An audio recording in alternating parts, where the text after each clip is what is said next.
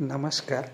Herbal drug identification सिरीजमध्ये आपण आज जी वनस्पती बघणार आहोत ती आहे अपामार्ग, ज्याचं लॅटिन नेम आहे ॲकेरॅन्थस ॲस्पेरा, ज्याला बोलीभाषेत आपण आघाडा असं म्हणतो.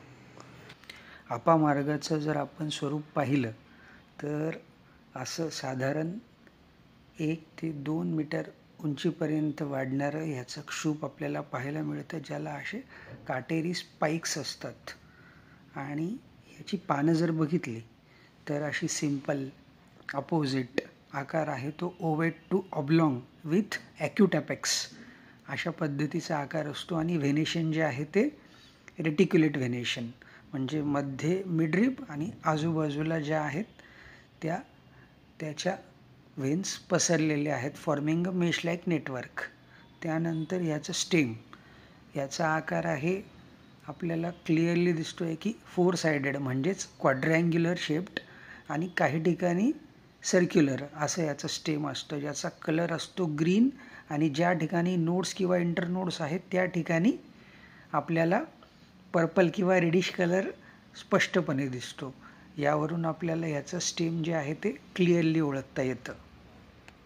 आणि याचं महत्त्वाचं वैशिष्ट्य म्हणजे याचा इन्फ्लोरसन्स, जो आपण आधी सांगितल्याप्रमाणे लॉंग टर्मिनल स्पाइक्सच्या स्वरूपात, म्हणजे काटेरी मंजिरीच्या स्वरूपात आपल्याला पाहायला मिळतो. म्हणूनच याला खरमंजिरी किंवा दुर्ग्रह अशी पर्यायी नावं आलेली आहेत. आणि या इन्फ्लोरसन्समध्ये ही जी छोटी छोटी फुलं दिसत आहेत त्यांचं वैशिष्ट्य म्हणजे ते रिफ्लेक्स्ड, म्हणजेच बेंट डाऊनवर्ड्स, म्हणजे खालच्या बाजूने जसजसं त्यांची वाढ होते ते झुकत जातात आणि त्याची जी मेन स्टॉक किंवा रॅचिस असते तिला चिकटत जातात. अशी खालच्या बाजूला झुकलेली फुलं आणि फळं असल्यामुळेच ह्याला प्रत्येक पुष्पा, अधःशल्या अशी नावे आलेली आहेत.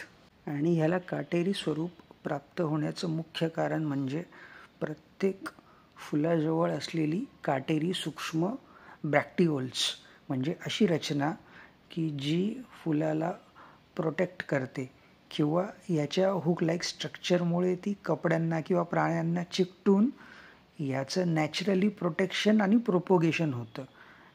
त्यामुळेच याला कपी पिप्पली किंवा मर्कट पिप्पली ही पर्यायी नावंसुद्धा आलेली आहेत.